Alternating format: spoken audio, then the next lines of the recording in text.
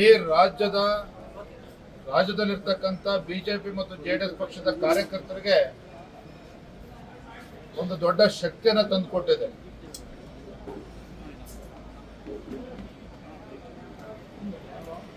ಮುಂದಿನ ಲೋಕಸಭಾ ಚುನಾವಣೆ ಕೇವಲ ಭಾರತೀಯ ಜನತಾ ಪಾರ್ಟಿ ಮತ್ತು ಜೆಡಿಎಸ್ ಪಕ್ಷ ವಿಚಾರ ಅಲ್ಲ, ಎಲ್ಲವನ್ನು ಮರೆತು ನರೇಂದ್ರ ಮೋದಿಜಿಯವರು ಮತ್ತೊಮ್ಮೆ ದೇಶದ ಪ್ರಧಾನಮಂತ್ರಿ ಆಗಬೇಕು, ಕೇಂದ್ರದಲ್ಲಿ ಭಾರತೀಯ ಜನತಾ ಪಾರ್ಟಿ ನೇತೃತ್ವದ ಎನ್ಡಿಎ ಸರ್ಕಾರ ಮತ್ತೆ ಅಧಿಕಾರಕ್ಕೆ ಬರಬೇಕು, ಮತ್ತೆ ದೇಶದ ಒಳಿತಿಗೋಸ್ಕರ ಮೋದಿಜಿಯವರು ಮತ್ತೊಮ್ಮೆ ಪ್ರಧಾನಮಂತ್ರಿ ಆಗಬೇಕು ಅನ್ನುವ ಸ್ಪಷ್ಟ ಸಂದೇಶವನ್ನ ಮಾನ್ಯ ದೇವೇಗೌಡಜಿಯವರು ಕೊಟ್ಟಿರ್ತಕ್ಕಂಥದ್ದು.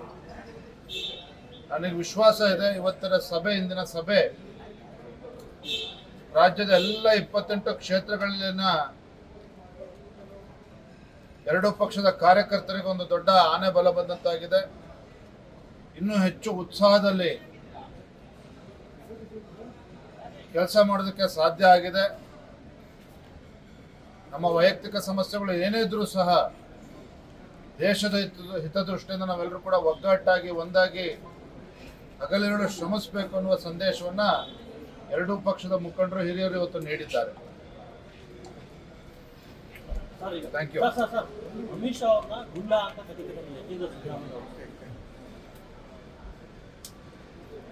ಯತೀಂದ್ರ ಅವರ ಯೋಗ್ಯತೆ ಏನು ಅನ್ನೋದನ್ನು ಅವ್ರು ಅರ್ಥ ಮಾಡ್ಕೋಬೇಕು. ಮೊದಲನೇದಾಗಿ ಗೌರವಾನ್ವಿತ ಮುಖ್ಯಮಂತ್ರಿಗಳ ಸುಪುತ್ರರಾಗಿ ಈ ರೀತಿ ಹೇಳಿಕೆಗಳನ್ನ ಕೊಡ್ತಕ್ಕಂಥದ್ದು ಅವರು ಶೋಭೆ ತರ್ತಕ್ಕಂಥದ್ದಲ್ಲ.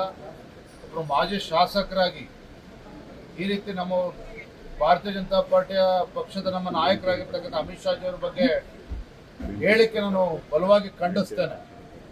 ತತ್ಕ್ಷಣ ಅವರು ಕ್ಷಮೆಯನ್ನೇ ಯಾಚಿಸಬೇಕು. ಇವತ್ತು ರಾಜ್ಯದಲ್ಲಿ ಗುಂಡಾಗರ್ದಿ ಮಾಡ್ತಾ ಇರ್ತಕ್ಕಂಥವ್ರು ಯಾರು ಅಂತೇಳಿ ಗುಲ್ಬರ್ಗಾದಿಂದ ಮೈಸೂರವರು ಕೇಳಿದ್ರೆ ರಾಜ್ಯದ ಜನ ಉತ್ತರವನ್ನು ನೀಡ್ತಾರೆ. ಲೋಕಸಭಾ ಚುನಾವಣೆಯ ಸೋಲನ್ನು ಮನಗಂಡಿರ್ತಕ್ಕಂಥ ಕಾಂಗ್ರೆಸ್ ಪಕ್ಷ, ಆ ಪಕ್ಷದ ಮುಖಂಡರ ಮುಖೇನ ಈ ರೀತಿ ಹೇಳಿಕೆಯನ್ನು ಕೊಡಿಸ್ತಾ ಇರ್ತಕ್ಕಂಥದ್ದು ಇದು ಖಂಡನಾರ್ಹ. ಇದ್ರ ಬದಲಾಗಿ ತತ್ಕ್ಷಣ ಅವರು ಕ್ಷಮೆನ ಕೇಳಬೇಕು. ನಾನು ಇದನ್ನು ಒತ್ತಾಯವನ್ನು ಮಾಡ್ತಾ ಇದ್ದೇನೆ.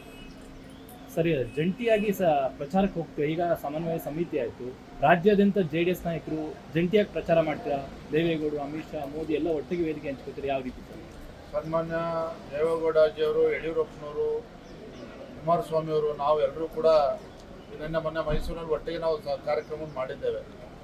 ನಾನು ಕೂಡ 4ನೇ ತಾರೀಕು ಹಾಸನ ಏನು ಪ್ರಜ್ವಲ್ ರೇವಣ್ಣವರು ನಾಮಪತ್ರವನ್ನು ಸಲ್ಲಿಸ್ತಾ ಇದ್ದಾರೆ, ನಾನು ಕೂಡ ಕಾರ್ಯಕ್ರಮದಲ್ಲಿ ಭಾಗವಹಿಸ್ತಾ ಇದ್ದೇನೆ. ಎಲ್ಲರೂ ಕೂಡ ನೋಡಿ, ನಮ್ಮಲ್ಲಿ ಯಾವುದೇ ರೀತಿ ಗೊಂದಲಗಳಿಲ್ಲ.